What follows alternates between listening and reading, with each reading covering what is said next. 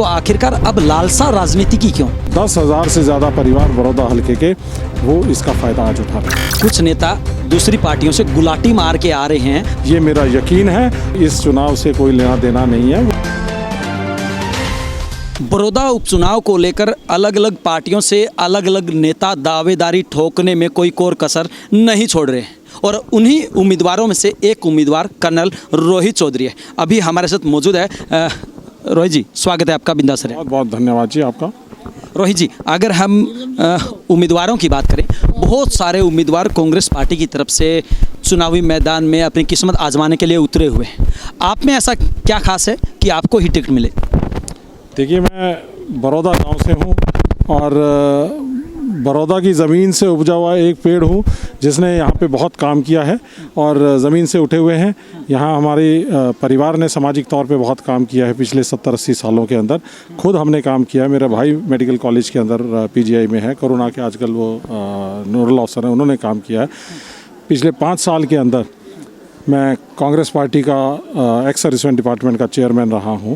हमने पूरे देश भर के अंदर 1 रैंक 1 पेंशन का आंदोलन चलाया, 73 सेंटरों के ऊपर आंदोलन चलाया, जिससे 50 लाख से ज़्यादा एक्स सर्विसमैन परिवारों का फ़ायदा हुआ 1 रैंक 1 पेंशन का, जो कि पूरी नहीं हुई है लेकिन फिर भी कुछ हद तक काम हुआ। यहाँ पे गोहाना की जो आर्मी की कैंटीन है, जिला स्तर पे कैंटीन, आर्मी की कैंटीन होती है। जब मैं फ़ौज में था 2007 में, मुझे मालूम था कि मेरे इलाके के लोगों की कितनी तकलीफ़ें हैं। उनको मद्देनज़र रखते हुए मेरी मौका मिला तो मैंने यहाँ पर गोहाना में आर्मी की कैंटीन खुलवाने का काम किया। रोहित चौधरी के 10,000 से ज़्यादा परिवार बड़ौदा हलके के वो इसका फ़ायदा आज उठा रहे हैं। रोहित चौधरी के पास पहले ही इतने सारे पद हैं और इतनी जगह पे रोहित चौधरी समाज सेवा कर चुके हैं, तो आखिरकार अब लालसा राजनीति की क्यों विधायक की लालसा? देखिए, ऐसा है, लालसा ना पद की है, ना राजनीति की है, ना किसी और की। अगर लालसा मेरे को पद की होती तो मैं कर्नल के रैंक से अपनी रिटायरमेंट ली थी। 10 साल की मेरी नौकरी बची हुई थी, आज मैं मेजर जनरल होता। पद की लालसा होती तो पद मेरे को बहुत बढ़िया वहाँ पे था। राजनीति का मतलब अपने लोगों के बीच में आके हमने कुछ किया है तो उसको वापस अपने समाज को देने की जिम्मेदारी हर इंसान की होती है, तो वो काम कर रहे हैं। हमने अपने हिसाब से कांग्रेस पार्टी के लिए, अपने बड़ौदा हलके के लिए, पूर्व सैनिकों के लिए, अपने यहाँ के लोगों के लिए काम करते रहे हैं। हमारे परिवार ने देश की सेवा की है, बड़ौदा हलके की सेवा की है, हरियाणा प्रदेश की सेवा की है। तो अब हम पूरी तरह से बड़ौदा हलके के अंदर अपने काम करना चाहते हैं। कांग्रेस पार्टी के अगर हम दावेदारों की बात करें तो उन सब दावेदारों में से कर्नल रोहित चौधरी अपने आप को कौन से स्थान पे मानते?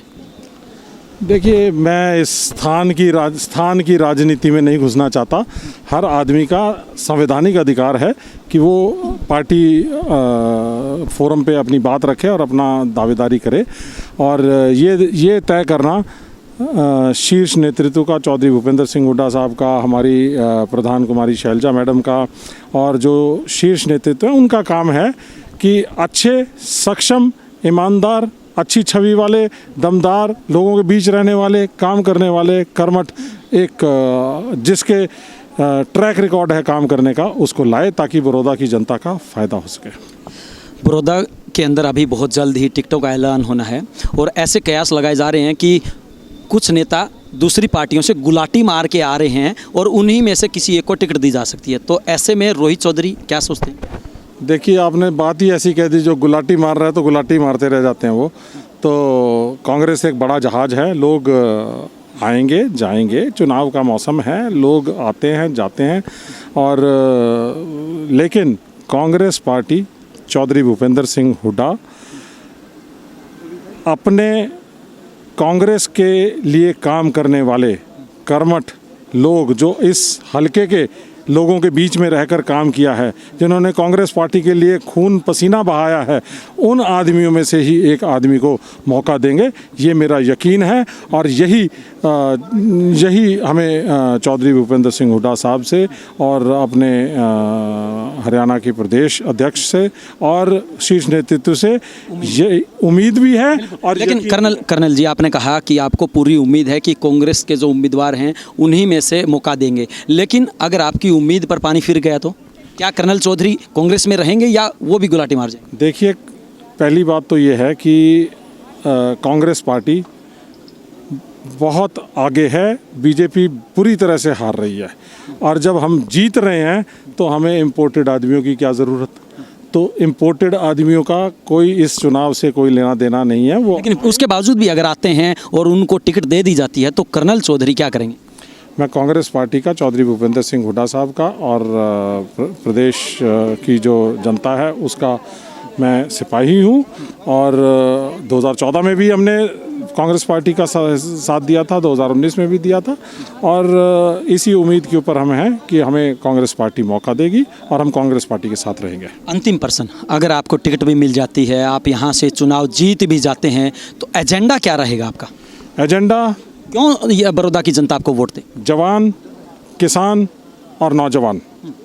किसान के लिए काम करना ज़रूरी है क्योंकि 54 गांव की जनता सारे किसान प्रधान हमारा बड़ौदा हल्का है। और यहाँ पे किसानी के अंदर किस तरह से काम किया जा सकता है, यहाँ पे कहीं जल भराव की स्थिति है, कहीं पे पानी कम होने की स्थिति है, बहुत सारी चीज़ें, उन समस्याओं को हल करना। बेरोज़गारी के ऊपर काम करने की ज़रूरत है नौजवानों के लिए।